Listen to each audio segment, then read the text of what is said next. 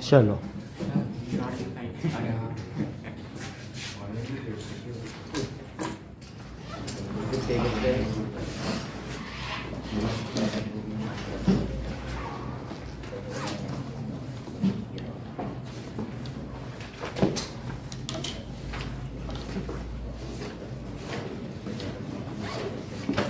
ये देख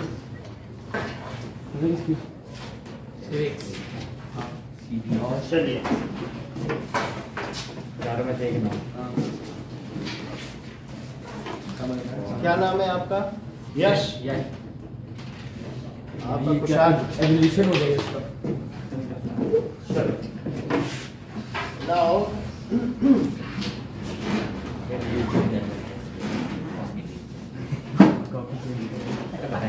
अच्छा हाँ MCQ है तब भी कॉपी जस्ट हो जाएंगे सर। एडी के बारे में जनरल आइडिया है, अरिथमेटिक प्रोग्रेशन के बारे में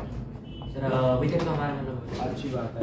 अब ये देखो, ये अरिथमेटिक प्रोग्रेशन की एक दो चीज बता देते हैं।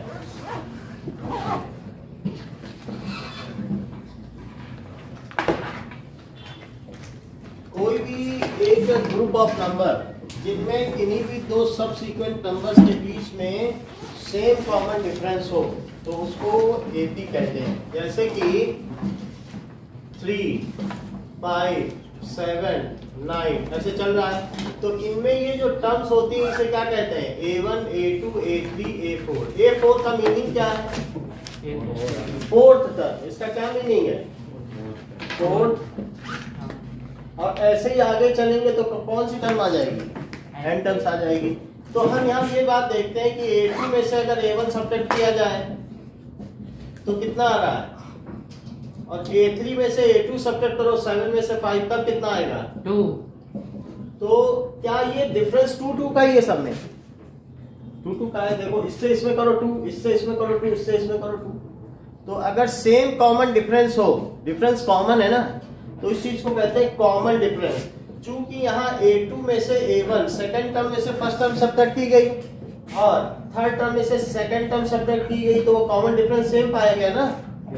तो उस चीज को मैं D कहूँ। कॉमन डिफरेंस को क्या कहा जाए? D। Common difference.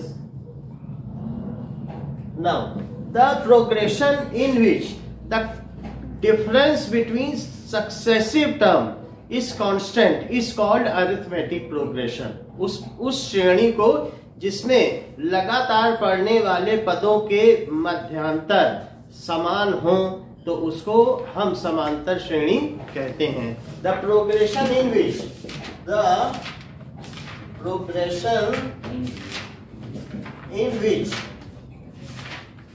Difference between successive terms is constant is called arithmetic progression।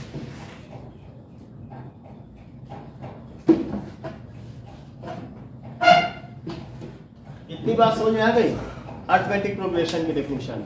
अब जरा देखिए, अरिथमेटिक प्रोग्रेशन है, इसमें फर्स्ट टर्म को हम A1 ना कह के A भी कह सकते हैं। तो फर्स्ट टर्म को हम A कह सकते हैं। तो A की वैल्यू इसमें कितनी होगी बताओ? 3 होगी कि नहीं होगी? और D कितना है? 2 है। तो अब जरा देखो कि अगर हमको पहली टर्म A है जो कि 3 है, तो दूसरी टर्म अगर हमें पानी है तो क्या मैं A प्लस D करके पा सकता हूं कि नहीं मिल पाएगी? मिल जाएगी। तो 3 हो गई, 5 हो गई, और अगर तीसरी पानी है तो कैसे पाई जाएगी? 2D। जरा चेक करो, क्योंकि 2 बार एक D जोड़ा, एक और D जोड़ दो, हर बार एक एक D जोड़ते जाओ, पाते जाओ, तो D प्लस D तो 2D हुआ कि नहीं हुआ? तो ये कितना हुआ बताओ? 3 प्लस तो 7 हो गया। और इसी तरीके से A प्लस 3D एक और D जोड़ दिया जाए तो 3 into 2 तब कितना हो जाएगा? 6 प्लस 3 क्या 9 हो जाएगा? हम यहाँ पर देख रहे हैं कि A1, A2, A3, A4 में कितना आ रहा है? क्या A प्लस 3D आ रहा है? तो इसकी nth टर्म में कितना आएगा, एक कम आ रहा है, जैसे चौथी टर्म में 3d आ रहा है, तीसरी टर्म में 2d आ रहा है, सेकंड टर्म में 1d आ रहा है, फर्स्ट टर्म में तो d आ ही नहीं रहा है, d सेकंड टर्म से शुरू हुआ है तो एक एक कम कम करके आ रहा है। तो इसलिए जो इसकी nth टर्म का फार्मूला होगा वो कितना हो जाएगा, a plus n minus 1d। अगर इसकी 10वीं टर्म निकालनी है तो आप कैसे निकालोगे, मान लो यही ab है और आपसे कही जाए कि an का क्या फार्मूला है बताओ, a plus n minus 1d। तो आपसे कोई कह दे भाई हमें 10th टर्म निकाल के दिखाओ, तो कैसे निकालोगे, 3 प्लस 10 माइनस 1 इंटू डी कितना है, क्या 2 है, तो पता कर लो, 3 प्लस 9 इंटू 2 तो कितना आ जाएगा 21। बोलो बात समझ में आ गई। तो किसी इसकी टर्म का निकाला जा सकता है। अब इसी टर्म में ये भी हो सकता है आपसे सम निकलवा, तो अभी ये चीज प्रोग्रेशन है, इसको क्या कहते हैं, प्रोग्रेशन। और अगर मैं इसको ऐसे लिख दूं 3 प्लस 5 प्लस 7 प्लस 9 ऐसे लिख दूं, तो इसे अब क्या कहेंगे, किसको किसको, जैसे कि ईशान बता रहे हैं, now it is called series, it is called, अब इसे क्या कहेंगे, पहले वो सीक्वेंस था और अब क्या हो गया, सिर्फ प्लस लगा देने से क्या हो गया, तो इस चैप्टर का नाम क्या पड़ा, सीक्वेंस एंड सीरीज। ऐसा आपको 11th में चैप्टर मिलेगा, यानी ऐसा लिखा रहे तो सीक्वेंस बोलना और ऐसा लिखा रहे तो सीरीज बोल देना। तो ये चीज जो प्रोग्रेशन, इसे हम क्या कहेंगे बताओ, सीक्वेंस। और अब क्या कहेंगे, सीरीज। तो ये सीरीज हो गई। और अगर इसमें आपको n टर्म्स का सम निकाल, एक है कि 10वीं टर्म निकालने को कही, तो आपने कहा भाई यहां से अगर मैं 10th टर्म निकालूं तो 20 बना जाएगी, आ भी सकती है। अब ये देखो कि n/2 इतनी बार ठीक है, तो Sn का फार्मूला है n/2 2a और plus n minus 1 into D. इसके करस्पॉन्डिंग वीडियो हम आपको भेज देंगे, उसमें आप देख लेना।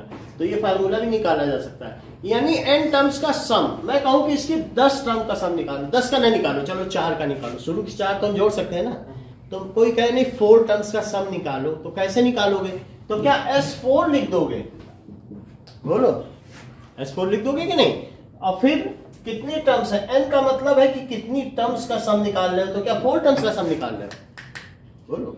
और a क्या है, फर्स्ट टर्म, प्रथम पद, तो दैट इज 2 इंटू 3 और 4 माइनस 1, और डी की वैल्यू कितनी है 2। बहुत सारे लोग ये लास्ट ब्रैकेट नहीं लगाते हैं, तो इससे भी गलत हो जाता है, लास्ट ब्रैकेट लगाना है। तो 6 प्लस 3 इंटू 2 तो कितना हो गया बताइए, 6 प्लस 6, तो ये कितना हो गया, तो 24। This is good evening, this is 24। तो अगर हम ऐसे भी जोड़ें तो ये 3 प्लस 5 प्लस 3 8, 8 प्लस 7 15, अब 15 में 9 जोड़ तो 24 आ गया कि नहीं आ गया। तो इस तरीके से Sn का ये फार्मूला हो गया। इस फार्मूले को भी याद रखें, अब इसी पर बेस्ड हमारे सवाल होंगे। सर आपने अरिथमेटिक की स्पेलिंग गलत लिखी, यहाँ पे ए की जगह ई है। उस दिन भी गलत कर दी थी। चलो नेक्स्ट इज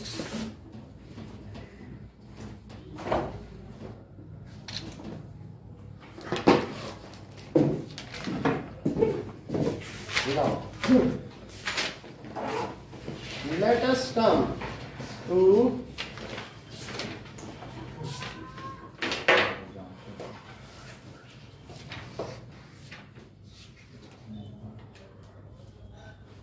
एग्जाम्पल 12 पे आइए।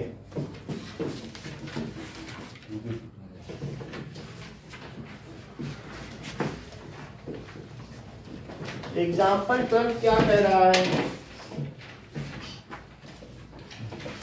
कि 14 टर्म्स का सम 1050 है और फर्स्ट टर्म क्या है 10 है और S14 कितना है 1050। तो Sn का क्या फार्मूला होता है n/2 2a plus n minus 1। ठीक है 2a plus n minus 1d। तो यार सारी चीज रखो, सो दैट इज 14 है तो लिखो S14 is equals to 14/2 2 into 10 और प्लस 14 माइनस 1 इंटू डी। बोलो सही लिखा है कि नहीं? 14 टर्म्स का सम है कि नहीं? तो 14 लिख दिया जहां जहां n था, a की वैल्यू 10 है फर्स्ट टर्म वो लिख दिया, और 14 टर्म्स का सम कितना है बताओ? तो ये चीज यहां लिख दे यार। तो that is 1050 is 720 plus 13d। so 1050 में 7 से डिवाइड कर दीजिए, 7 से गया 7 1 जा 7 7 5 जा 35 150 आ गया। 150 में 20 माइनस करो तो d कितना आ गया? 10। so d आ गया 10, D10 आ गया। पूछा क्या गया है आपसे? आपसे पूछा गया 20th टर्म। तो क्या आपके पास 20th टर्म का कहीं फार्मूला है? अगर मिल जाए nth टर्म का फार्मूला, ये तो सम का फार्मूला है, और एक है कि nth टर्म का फार्मूला, वो टर्म क्या है? एक है इनका सबका सम, दो अलग अलग चीजें हैं कि नहीं? तो A20 निकालो जरा, A plus n minus 1d। तो A20 is equals to 200 10 plus 20 minus 1 और D10 आ गया है क्या ना? तो D10 है तो that is equal to 10 plus 19 into 10। So 10 plus 190 that is 200। So इससे पता चल गया कि that is 20th term is 200 ना। ओके, अगला क्वेश्चन देखिए, how many terms of AP must be taken together to sum up 78? इसको खुद करो। एग्जाम्पल 38 कह रहा है कि 38 क्या? 78 ना, तो 24 सर एग्जांपल 38 13 देखो 24 21 18 ये चीज है। इसकी कितनी टर्म्स ली जाएं कि उनका सम 78 हो जाए? ए कितना है बताओ 24 ना? यस ये मुझे बता सकते हैं आप? डी कितना है? हाँ 3 नहीं है। -3 जब डी करोगे ना तो A2 माइनस A1 करना, तो बोलो कितना आएगा? बाद वाली से पहली वाली माइनस कर, ठीक? तो ए डी आ गया। और आपको ये क्या कह रहा है कि n टर्म्स का सम, हमें मालूम नहीं कि कितनी टर्म्स का सम है, तो n minus 1d। Let n terms sums up to 78, ठीक है? Let n terms sums up to 78। तो अब श्रेयान 78 लिखो और फिर इसको सॉल्व करो। देखो इसमें क्या क्या चीजें दी गई हैं। सिर्फ n अननोन है, ये मालूम है ना, और a मालूम है और ये मालूम है। क्वाड्रेटिक बनेगी, दो वैल्यू आएगी, एक को डिस्कार्ड कर देना, एक को सेलेक्ट कर लेना। करो जरा।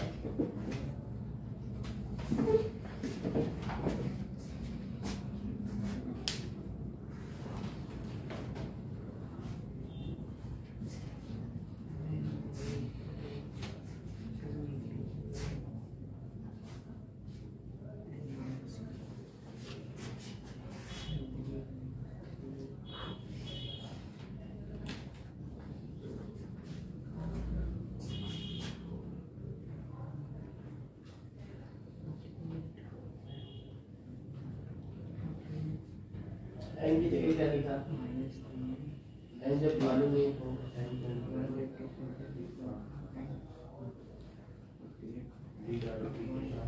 -3 ब्रैकेट पर डालो।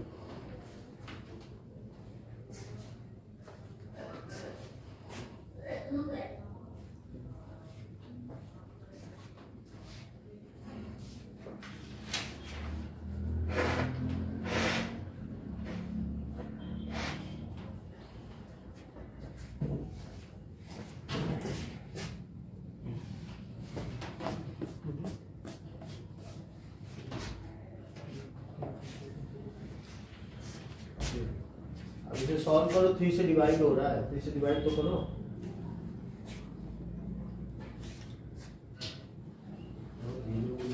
ये 2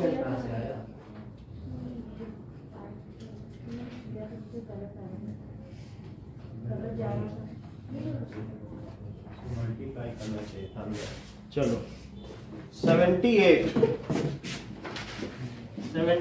is n by 2 into a कितना है 24 और n minus 1 d की वैल्यू -3 ब्रैकेट में रखी जाएगी।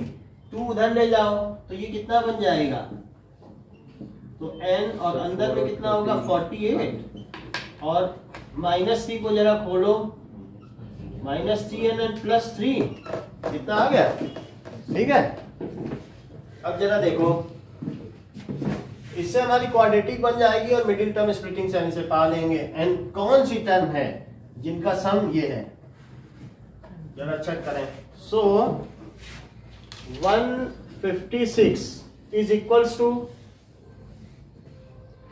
48n और अंदर जाओ -3n² और +3n सबको इधर ले लो और -3n को पहले लिख लो प्लस 48n और 3n कितना हुआ 51n और ये भी इधर ले लो तो उधर क्या बचा 0, माइनस से मल्टीप्लाई कर दो तो कितना हुआ -51n और प्लस 156 इज इक्वल टू 0। 3 से डिवाइड कर दो तो क्या हुआ 39 और 12 सर 2 वैल्यू है। अच्छा सो 52 ये 0 हो गया। 52 के दो टर्म्स कौन से 13 into 4 सही है सर, सही है, ये सही है। n² -13n -4n + 52 that is equal to 0। तो n -13 और n -13 is equal to 0। So n -4 और n -13 it is equal to 0।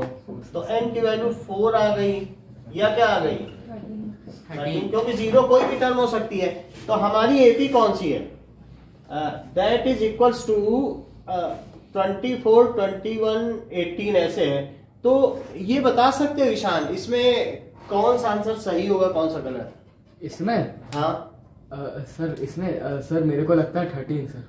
जैसा कि ईशान ने बताया कि दोनों ही आंसर सही है, ऐसा ही मतलब जो भी बताया हो तो इन्होंने ऐसा क्यों बताया।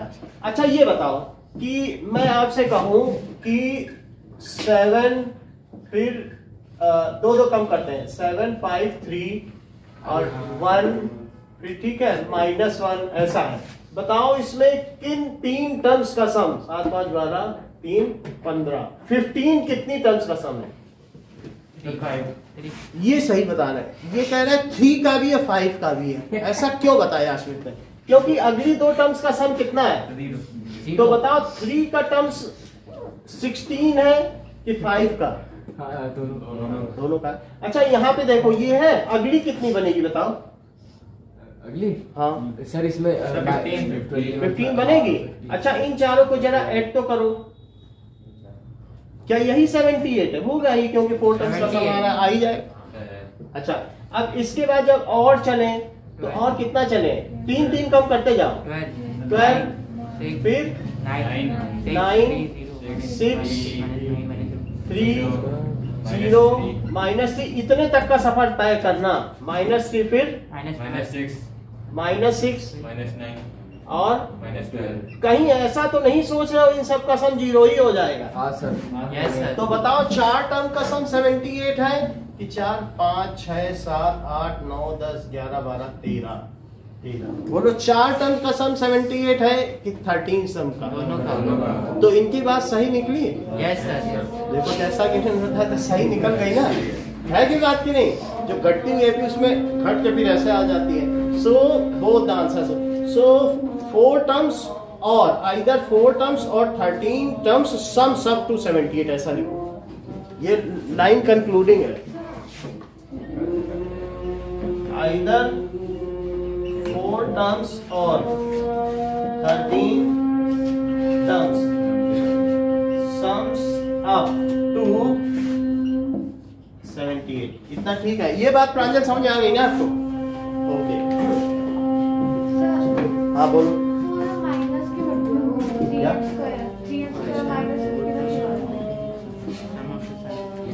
ये ना पूरे में माइनस से मल्टीप्लाई कर दिया जिससे जो सबसे बड़ी टर्म है वो प्लस में है। माइनस था, इसको प्लस कर दिया, -1 से मल्टीप्लाई, फिर इसमें 3 से डिवाइड, बोलो समझ में आया बात क्यों? हाँ बोलिए सर कल जो संडे आप सुबह टेस्ट ले वो शाम में ले लीजिए। नहीं सर सुबह, नहीं सर सुबह सर सुबह एक और जगह टेस्ट देने जा रहे हैं। कल 10 बजे है ना? यस सर मतलब सर वो 10 से 12 टेस्ट है, इसी एक का होगा। तो ऐसी स्थिति में जो शाम की हमारी क्लास होगी हम आपको अलग से सर ये वो टेस्ट आप शाम में ले लीजिएगा। नहीं सर बाकी हम आपको I will take care of you, ठीक है। ऐसा भी हो सकता है कि हम आपको कल 8 बजे बुलाएं, आपके लिए विशेष सुविधाएं ठीक है। सर कितने घंटे का टेस्ट होगा? 2 घंटे का। अब देखो इतनी बात हो गई। सर 8 बजे आ सकते हैं? हाँ? नहीं आ सकते। एग्जाम्पल 14, इनका वाइवा वाइस ले लेंगे अगर आएंगे। मैथ्स सब चीज का होगा। आप इधर देखो, find the sum of value उतार दो तो कुछ बात बने। The sum of 1000 positive terms, क्या पूछा गया है? Sum of 1000 positive terms. तो पॉजिटिव टर्म्स का क्या मतलब है? नेचुरल नंबर ना, तो नेचुरल नंबर का सम निकालो। सर फर्स्ट पोल आएगा कोई भी? फर्स्ट ही है, द फर्स्ट 1000 पॉजिटिव टर्म्स, ये देखो। तो अब S1000 निकालो। A मालूम है क्या कि 1 है, और D कितना है? A2 - A1 करो, +1 है। तो अब Sn का क्या फार्मूला होता है?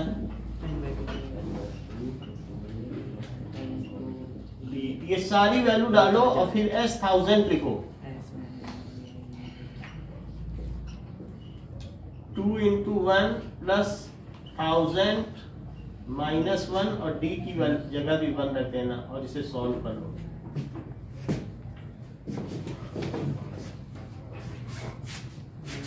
पूछो, अगर प्रांजल कोई चीज न समझ में आए तो पूछ लो, बता दी जाएगी।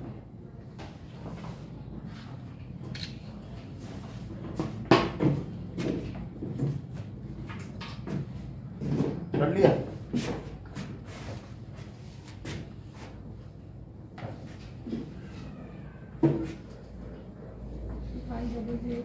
Sir 500 100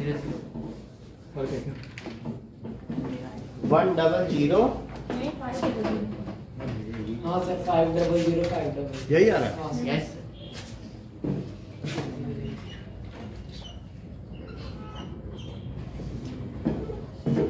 Okay. Now, the first n positive integer, ये भी निकालो इसी में। सेकंड पार्ट है 1 2 3 से लेकर n तक, तो ऐसा निकालिए। n/2 2a, a को 1 रख दें क्या, और n-1 और d को क्या रख दें, इसी में तो निकालना। कह रहा है n पॉजिटिव टर्म्स का निकालो, फिर लास्ट n वो ये कह रहा है n का निकाल लो, फिर हम उसी में रखते जाएंगे जिसको जितना चाहिए। हमें वो फार्मूला बनाना चाहता है, कह रहा मैं n का निकाल देता हूँ, इसी में रखते जाना, तो वो भी अच्छा है, उसको बनाने दो फार्मूला। तो ये क्या 2 + n-1 है, तो क्या n/2 और n+1 है, बोलो Sn का। तो ये भी तो हम लोगों ने पहले देख लिया था कि नहीं, कि जितनी टर्म्स का सम निकालना है, मान लो अगर हमें 1000 का निकालना हो तो 1000 यहाँ लिख दे क्या, और n+1 का 1001 भी लिख दें, बोलो ऐसे तो है। अब हमारे पास फार्मूला आ गया ना। ये अगर हम सेकंड पहले कर लेते तो इसी में डाल देते, तो इससे इसे कट करते तो क्या 500 आ जाता, और 500 से इसको मल्टीप्लाई करते तो क्या 500 आ जाता, बोलो है बात की नहीं। तो ये फार्मूला बन गया n × n+1/2। सर ये कब यूज कर सकते हैं भाई ये देखो कि जैसे अगर आपको 1 + 2 ये सब चीजें करनी है, और n टर्म्स, तो इसका Sn का क्या फार्मूला है बताओ? n+1/2 बोलो सही है? याद रहेगा कि नहीं याद रहेगा? मान लो कई बार आप इस चक्कर में फंस गए, तब क्या करोगे? तब फिर Sn तब कैसे निकालोगे? n+1 2n+1